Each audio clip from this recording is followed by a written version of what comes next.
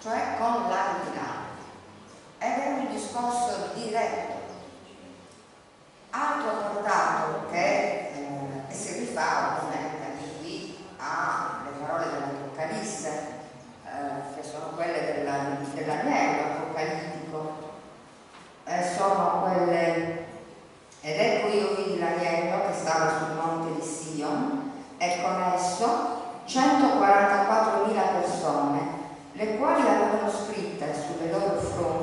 nome di Lui e il nome del Padre di Lui. Questi seguono l'agnello dovunque va.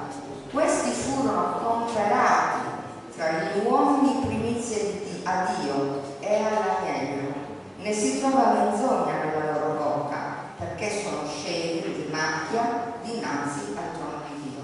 Chiaro che nell'Apocalisse questa non è l'unica immagine che vediamo dell'agnello mistico, ma è il passo che meglio si adatta significativamente a ciò che Mariano intende proporre come sua immagine di re, cioè la costruzione, la modalità costruttiva della sacralità del re cristiano.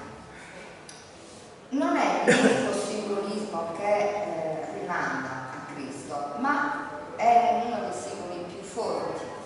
Infatti, se dal punto metaforico rimanda la chiave dei scrittori alla pietra d'angolo, è dal punto semantico, cioè di significato, si avvicinano, dal punto invece formale rimanda a uno dei talismani, al talismano più potente del Medioevo, che è appunto l'Agnus Dei. L'Agnus Dei è quel talismano che ha una potenza invincibile sia per l'immagine sacra, l'agnello mistico che vi è impressa, sia per il materiale con cui è costruito, che è quello della cera tratta da residui dei ceri pasquali dopo della Domenica in Albis, e poi con un variare del rituale con la macchina della crisma dell'unzione dei papi e di quello dell'olio dell'imbalsamazione. Veniva dato a personaggi distribuito dal Papa e veniva dato a personaggi di altissimo rango, re, imperatori, cardinali.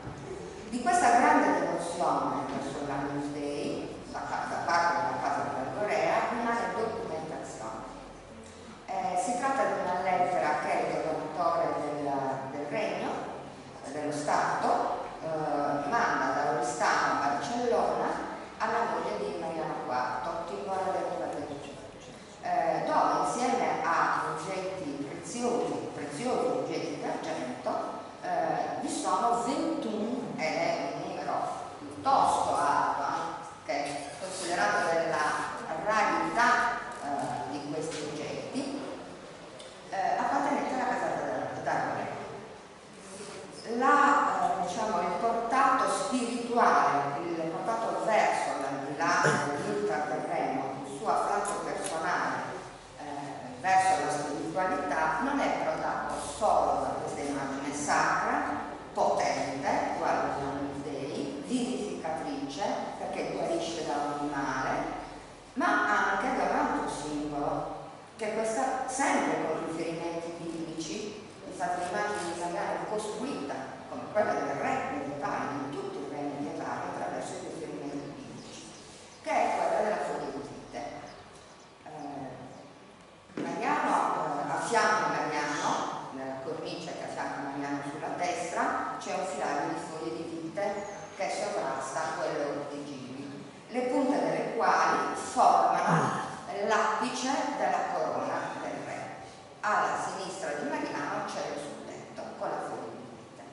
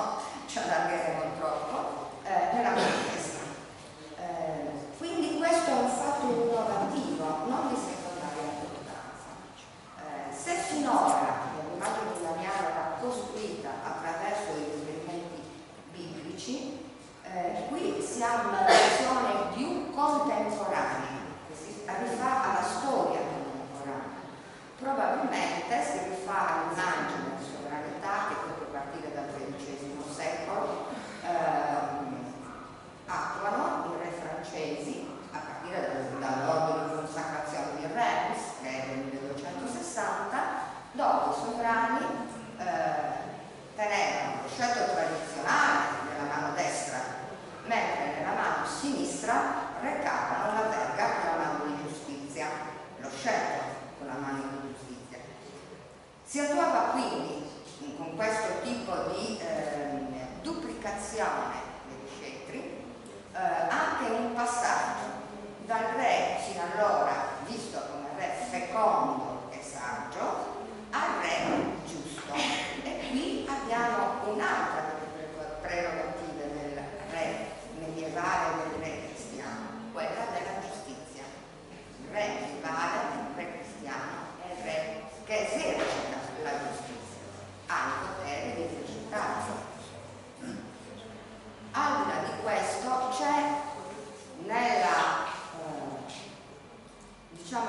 costruzione attraverso l'immagine, attraverso l'ornato, che non è decorazione ma è parte integrante strutturale dell'immagine di Mariano, l'ornato dei fogli di vite, che appunto rimane sempre ai riferimenti biblici, cioè a Cristo, si esplica nella reiterazione dei fogli di vite, la cornice, la corona, la foglia di vita nello scudetto, una palese esplicitazione di un manifesto idolo. E sono le parole di Giovanni che, anche se brevemente, appunto accenno. Io sono la vera vita. Questo è il significato della costruzione circolare di Mariano. Io sono la vera vita e il Padre mio è il vinaiolo. Ogni traccio che in me porta frutto lo toglie e ogni traccio che porta frutto lo porta perché porti più frutto. Come il traccio non può portare frutto da se stesso se non rimane nella vita, così neppure voi se non rimanete in me. Chi rimane in me e io in lui porta molto frutto, perché senza di me non potete fare nulla. Chi non rimane in me viene gettato via come il tralcio e si secca e puglia. Cioè, al di là dell'intento e dei riferimenti biblici, qui si palesa ciò che Mariano chiede al suo popolo, immedesimandosi appunto e scegliendo come simbolo della sua costruzione sovrana, oltre che l'Agnus Dei, la figura di Cristo.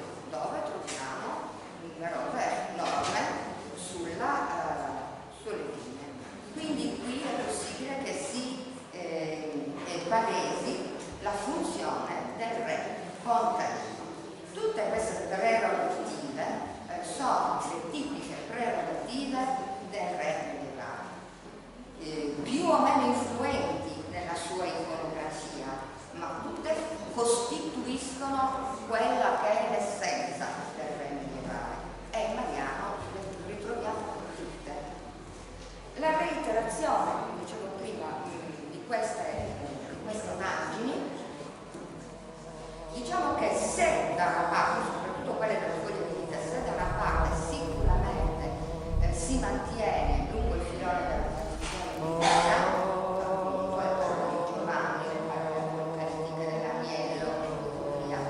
Dall'altra parte è possibile che a lui invece è un fattore più terreno, cioè un fattore che si rifaccia alla tradizione storica, laica, perché la vite è uno dei simbolismi che veniva dato all'imperatore bizantino e dalla dominazione bizantina.